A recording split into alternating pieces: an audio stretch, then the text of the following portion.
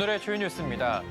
은행권 예금금리가 오름세를 보이고 있습니다. 지난해 팔았던 고금리 예금 상품들의 만기가 돌아오는 만큼 선제적인 자금 유치에 나선 것으로 풀이됩니다.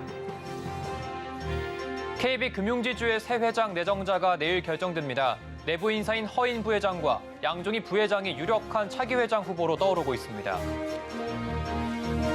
김영섭 KT 대표가 취임 후 첫 공식 석상에서 이 통신 사업자들이 추구해야 할 방향을 제시했습니다. 김 대표는 메타버스 에너지 등 신산업 분야에서 경쟁력을 확보해야 한다고 강조했습니다. 현대 트랜시스가 시트 기술을 중심으로 움직이는 삶의 공간을 새로 제시하고 있습니다. 특히 친환경 시트 기술을 통해 지속 가능한 모빌리티 생태계 구축에 앞장선다는 방침입니다.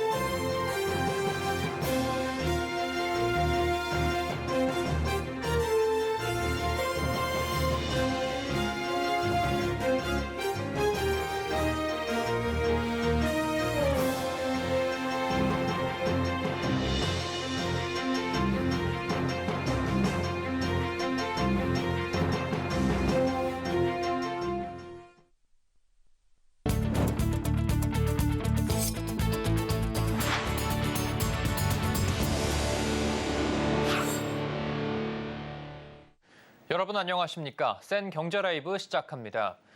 은행권 수신 경쟁 재점화 신호가 감지되고 있습니다. 이번 달부터 지난해 팔았던 고금리 예금들의 만기가 대거 돌아오는 데다 이 시장 금리도 상승하고 있는 영향인데요. 민세원 기자의 보도입니다.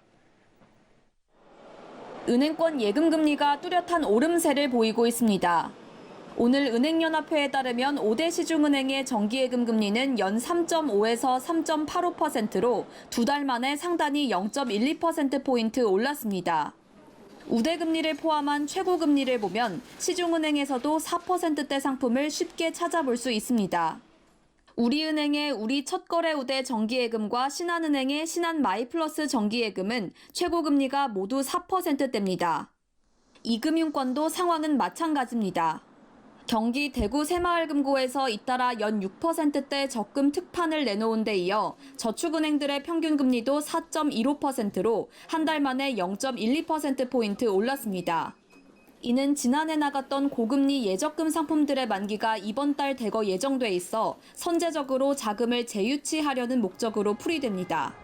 한국은행에 따르면 앞으로 3개월간 만기가 돌아오는 정기예금 규모는 무려 118조 원에 육박합니다.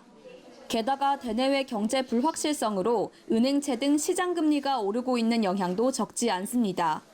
예금금리의 준거금리인 은행채 1년물 금리는 지난달 28일 이후 계속해서 3.9%대를 유지 중입니다. 앞다퉈 예금금리를 올리고 있는 은행권의 모습에 지난해에 고금리 경쟁이 재현될 것이라는 우려까지 나오는 가운데 은행권은 조심스러운 입장을 보이고 있습니다. 업권 관계자는 예금금리를 계속 올리면 사업 비용이 늘어 조달 리스크가 증가할 우려가 있다며 예금금리 상승은 대출금리 상승으로 이어져 조심스럽다고 말했습니다. 과도한 수신 유치 경쟁은 이자 비용 증가, 건전성 악화 등의 부메랑으로 돌아올 수 있는 만큼 당국의 철저한 모니터링이 필요하다는 지적이 나옵니다. 서울경제TV 민세원입니다.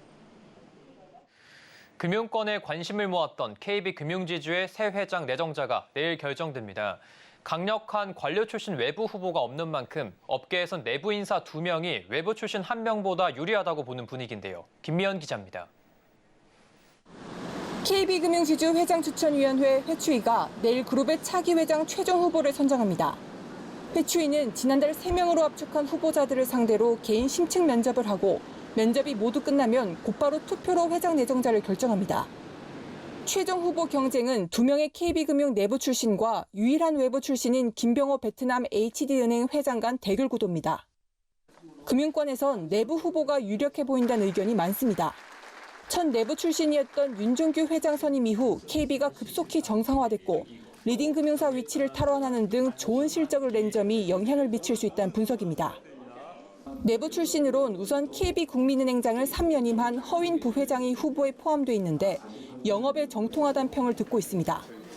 KB국민은행의 디지털 전환과 해외 사업에서 성과를 내 검증받았고 윤석열 대통령의 서울법대 1년 후배란 점도 관심을 끌고 있습니다. 또 다른 내부 출신인 양종희 부회장은 2016년부터 5년간 KB 손해보험을 맡아 비은행 인수합병을 성공적으로 이끈 전략가로 평가받습니다. 양 부회장은 2017년부터 KB금융 차기 회장 후보 명단에 오르고 있습니다. 유일한 외부 출신인 김병호 베트남 HD은행 회장은 글로벌 경영 감각이 최대 강점. 하나은행장 시절 뛰어난 글로벌 감각을 바탕으로 굵직한 국내외 인수합병을 주관했으며 신한금융과 우리금융 차기 회장 후보에도 이름을 올리며 경영 성과를 인정받았습니다. 한편 KB금융은 차기 회장이 선임되면 조직 개편 등 새로운 체제로의 전환에 착수할 전망입니다. 서울경제TV 김미연입니다. 김영섭 KT 대표가 취임 후 처음으로 공식 일정에 나섰습니다. 세계 이동통신사업자연합회 콘퍼런스에서 기조연설을 맡아 6세대 이동통신과 메타버스, 에너지 등 신산업 분야에서 주도권 확보가 필요하다고 강조했는데요. 윤혜림 기자입니다. 김영섭 KT 대표가 오늘 모바일 360 아시아 태평양 콘퍼런스에서 통신사 주도의 디지털 패러다임 전환을 주제로 통신사업자들이 추구해야 할 노력과 국가 디지털 경쟁력 확보를 위한 역할을 제시했습니다.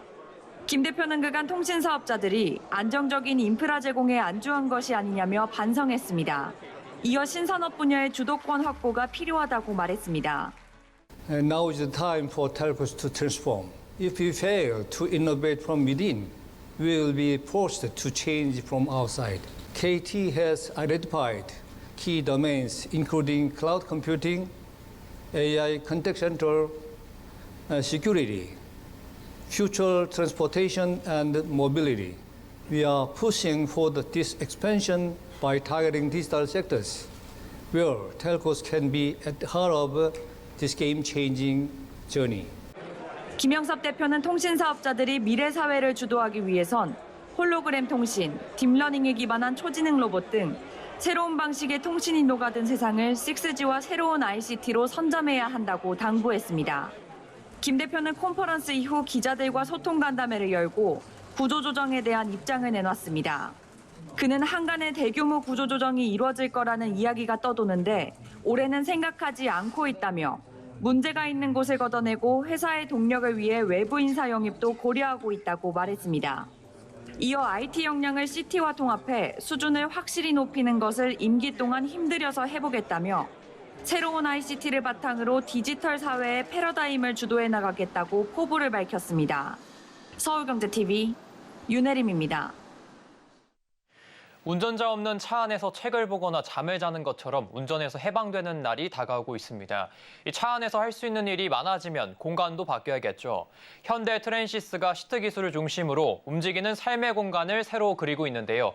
미래 자율주행 시대의 모습은 어떨까요? 박세아 기자가 알아봤습니다. 차량에 앉자 시트가 탑승자의 신체 조건을 파악하고 최적의 승차감을 제공합니다.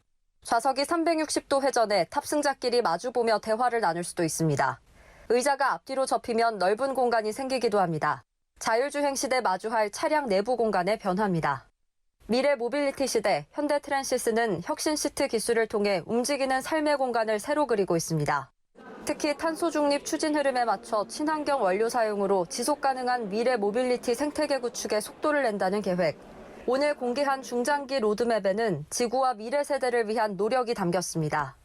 전동화 제품 생산을 늘리고 에너지 저소비 시스템을 도입 중에 있습니다. 지속 가능한 원료를 사용하고 공급에서 폐기에 이르는 전 밸류체인에서 탄소 중립을 달성하기 위해 노력 중입니다. 현대 트랜시스는 제품의 개발부터 폐기까지 제품 생애 주기에서 발생할 수 있는 환경 영향을 최소화하는 데 주력한다는 계획입니다. 이를 위해 친환경 차량용 파워트레인 개발과 지속 가능 원료 사용, 폐기물을 재활용한 시트 제작에 나서고 있습니다. 현대트랜시스는 인간과 자연 친화적인 제품을 개발하고 지역사회와 파트너사 등 이해관계자와 함께 성장하는 기업 시민으로서 책임을 다한다는 방침입니다. 서울경제TV 박세아입니다. 올해 상반기 신용카드사를 제외한 여신 전문 금융회사의 순이익이 크게 감소했습니다. 여기에 연체율까지 증가해 부실 경고음도 커졌는데요. 기준금리 상승 여파가 전후방에서 이어지고 있어 당분간 캐피탈 업계의 가시밭길이 계속될 것으로 전망됩니다. 김수빈 기자의 보도입니다. 올해 상반기 캐피탈 리스 등 여신 전문 금융회사의 순이익이 크게 줄었습니다. 오늘 금융감독원에 따르면 올 상반기 여전사의 단기 순이익은 1조 6,171억 원으로 전년 동기 대비 20% 이상 급감했습니다. 상반기를 기준으로 여전사 순이익이 1조 원대로 떨어진 건 2020년 이후 3년 만입니다. 이자, 리스, 렌탈 등 총수익이 늘었지만 이보다 비용이 더 크게 늘면서 순이익 감소로 이어졌습니다. 조달 비용이 올라 돈 벌기가 어려워진 가운데 부실 대출 우려도 커지고 있어 건전성 방어까지 신경 써야 하는 상황입니다. 여전사의 6월 말 기준 연체율은 1.78%로 전년 말 대비 0.53%포인트 상승했습니다. 특히 3개월 이상 연체된 대출의 비중을 뜻하는 고정이하 여신 비율이 2.09%로 전년 말 대비 0.55%포인트 증가했습니다. 이 비율이 높아진다는 건 빌려준 돈을 회수하는 데 어려움이 발생하고 있다는 의미입니다. 돈 떼일 것에 대비해 미리 쌓아두는 대손 충당금도 증가 추세입니다. 여전사의 대손 충당금은 상반기에만 8,925억 원이 추가로 늘어 총 규모는 5조 원을 돌파했습니다. 6월 말 기준 대손 충당금 적립률은 133.3%로 전년 말 대비 3.9%포인트 상승했습니다. 여기에 주요 캐피탈사들이 부동산 PF 등 기업 투자금융 비중을 높여온 점도 불안 요인입니다. 경기 침체 등을 고려할 때 수익성이 추가적으로 악화될 수 있기 때문입니다. 새로운 먹거리를 찾아서 부동산 PF 쪽으로 많이 갔고요. 그러다가 이제 상당 부분이 리스크에 좀 노출이 돼 있는 상태인 것으로 알고 있습니다. 업계에서는 기준금리가 하락세를 보이기 전까지는 캐피탈 업계의 업황이 반전되기 어려울 것으로 보고 있습니다. 서울경제TV 김수빈입니다. 국가첨단전략산업 특화단지 하나로 지정된 2차 전지 특화단지. 전국 4곳 가운데 핵심 광물 가공 집적지로 성장시킬 전북 군산시가 미래 사업 구상으로 모처럼 활기를 맞고 있습니다. 신홍관 기자가 다녀왔습니다. 새만금 국가산단 245만 평 부지의 공급 기반을 내년에 완료하고 앞으로 100개 기업 유치에 100조 원대 매출 목표와 1만 명 고용 창출이라는 프로젝트. 전북 경제와 산업의 역사적인 전환점을 마련하게 됐다며 군산 시민들은 물론 도민들도 환호하고 있습니다. 2026년 고성능 양극재 전후방 기업 유치와 재투자로 특화단지 분양 100% 달성과 함께 2028년까지 2차 전지 양극재 재활용 등 글로벌 초격차 달성이란 꿈에 부풀어 있습니다. 지금 군산 이 새만금에 입주 계약을 하고 있습니다. 그 정도로 우리 새만금이 아마 세계에서 가장 뛰어난 2차 전지 관련 기업들의 집합체가 될 거라고 저는 확신을 하고 있습니다. LG화학과 SK온 등 최근 3조 규모의 2차 전지 관련 기업 투자 성사로 한껏 자신감에 차 있습니다. 최근 3년간 2차 전지 관련 기업 투자 규모가 23개 기업에 7조 원에 달해 도민들의 꿈은 이미 현실로 다가왔습니다. 신산업 중심 지속 가능이라는 민선 8기 강인준 시장의 공약과 같은 맥락에서 군산 국가산단 조성 30여 년 만에 최대 성장 동력을 추진하게 되는 것입니다. 최근 국내의 주요 배터리 관련 기업들이 새만금 국가산단으로 집결해 2차 전지밸리를 형성하면서 산단 조성도 성큼 다가왔습니다. 특화단지로 지정되면서 배터리 시장에 진출하려는 기업들의 대규모 투자가 이어지고 있고 현재까지 확정된 투자액만 8조 4천억 원이 넘습니다. 2028년까지 투자기업의 예상 누적 매출액이 한 54조 정도에 달하고 있는데요. 65조에 한 2천억 정도 되는 생산 유발 효과가 또 있고 또 20만 1천여 명의 새로운 일자리 창출을 저희는 기대하고 있습니다. 새만금이 매립지인 만큼 토지 관련 리스크가 없는 데다 드넓은 땅을 기반으로 한 확장 가능성, 그리고 도로와 항만, 철도와 같은 산업 기반의 유리한 점을 갖고 있어 기업들의 투자처로 각광받고 있습니다. 군산 새만금에 조성될 2차 전지 특화단지가 전북을 넘어 국가경제의 한 축을 견인하기 위한 힘찬 박동소리로 가득합니다. 서울경제TV 호남 신홍관입니다.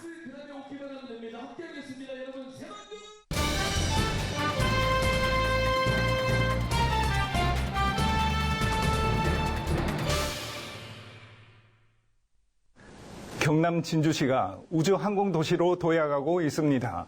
진주시는 지난해 위성특화지구로 지정된 데 이어 미래 모빌리티와 초소형 위성 발사 등 다양한 사업을 추진하고 있는데요. 오늘 이슈플러스에선 조교일 진주시장을 모시고 이와 관련된 자세한 이야기 나눠보겠습니다. 시장님 안녕하십니까? 네, 반갑습니다. 네. 먼저 진주시의 우주항공도시 도약에 대한 청사진이 있다면 설명 부탁드리겠습니다. 네네. 우주항공산업은 뭐 세계적으로도 이제 미래의 유망 산업이다 이렇게 다 인식을 하고 있습니다. 지금 뭐 최근에 정부에서 이제 우주항공청 설립이라는 얘기도 있고 또 우리 진주로서는 작년에 우주 위성 특화지구로 이렇게 선정이 되기도 했고 올 연말이 되면은 이제 초소형 위성을 우리나라 지방자치단체로는 처음으로 이렇게 우주로 쏘아 올리게 되는 그런 이 정책들이 추진이 되고 있습니다. 그를 통해서 많은 지역에 있는 그 청년들이 일자리를 찾을 수 있고 또 나아가서는 우리나라 전체 경제를 끌고 갈 수 있는 견인적 사업이다 이렇게도 평가가 될 수가 있을 겁니다.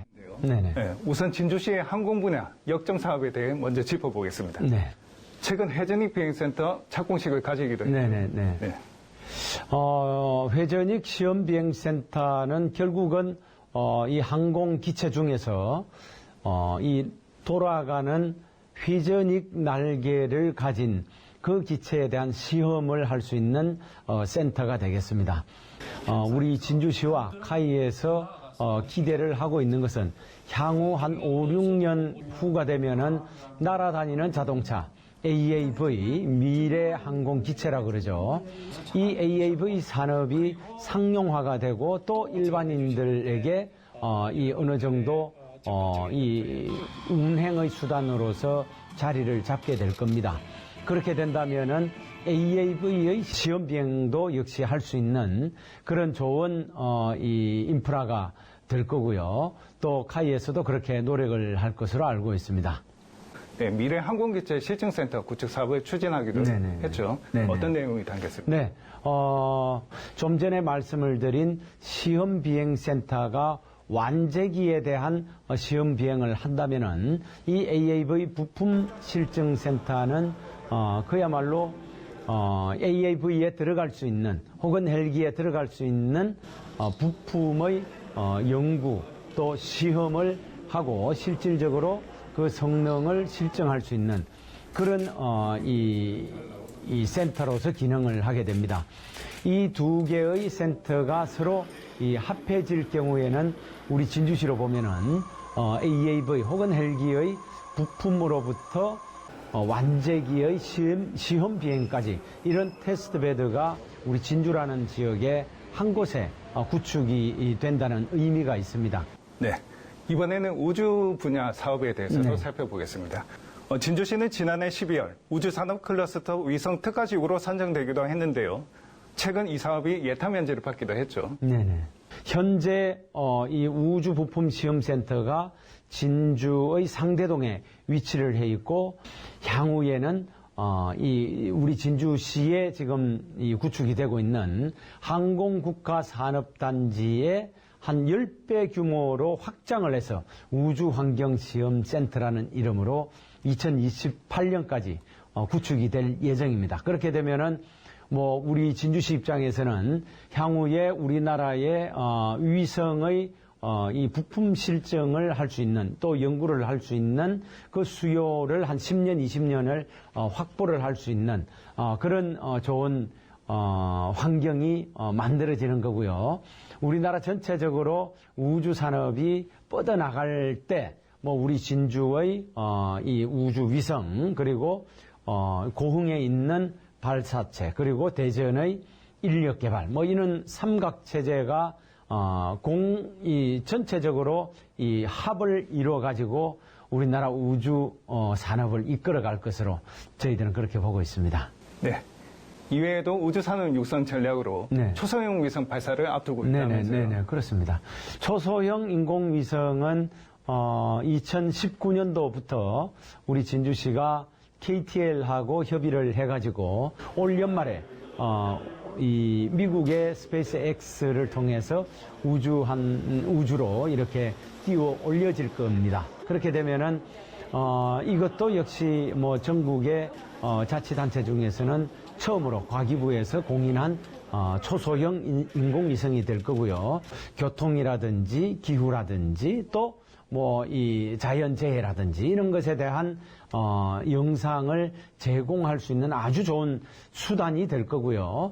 그런 여러 가지 분야에서 실시간 측정이 가능하고 또 그만큼 더 많은 이 부가 가치가 있는 산업들을 창출을 할 수 있는 기회가 올 겁니다. 네. 진주시가 추진하고 있는 역점 사업들을 성공적으로 진행해서 우주항공 산업의 중심지로 도약할 수 있기를 기대해 보겠습니다. 오늘 좋은 말씀 감사합니다. 네, 고맙습니다.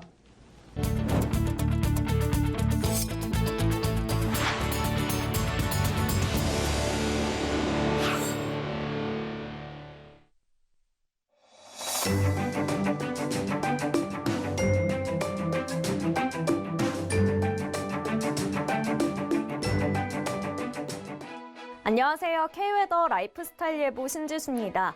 아침 공기는 부쩍 선선해졌지만 한낮 늦더위가 이어지고 있습니다. 그만큼 일교차가 크게 벌어지고 있는데요. 내일 아침 기온 서울 20도, 전주는 18도로 시작하겠고요. 낮 기온은 서울과 전주가 31도까지 기온이 껑충 뛰며 덥겠습니다. 내일도 대체로 맑은 날씨가 이어지겠습니다. 공기질은 전국 좋음 수준으로 쾌적하겠는데요. 한낮에는 볕이 강하게 내리쬐는 만큼 모자나 양산으로 자외선 차단에 신경 써주셔야겠습니다. 다음은 자세한 지역별 날씨입니다. 중부지방의 아침 기온 서울 20도, 세종 17도로 시작하겠습니다. 한낮에는 30도 안팎의 더위를 보이겠습니다. 동해안 지방은 강릉의 아침 기온 17도 보이겠고요. 한낮에는 속초와 강릉, 울진이 26도 예상됩니다. 남부지방 광주의 아침 기온 19도, 부산 21도로 출발해 낮 기온은 광주 30도, 부산은 28도 예상됩니다. 내일까지 남해와 동해상을 중심으로 바람이 강하게 불면서 물결이 최고 3.5m로 높게 일겠습니다. 당분간 서울의 한낮 기온 30도 안팎이 예상되고요. 일요일과 월요일 경상 해안과 제주도를 중심으로 비 소식이 있습니다. 날씨였습니다. 이상으로 센 경제 라이브 마칩니다. 함께해 주신 여러분 고맙습니다.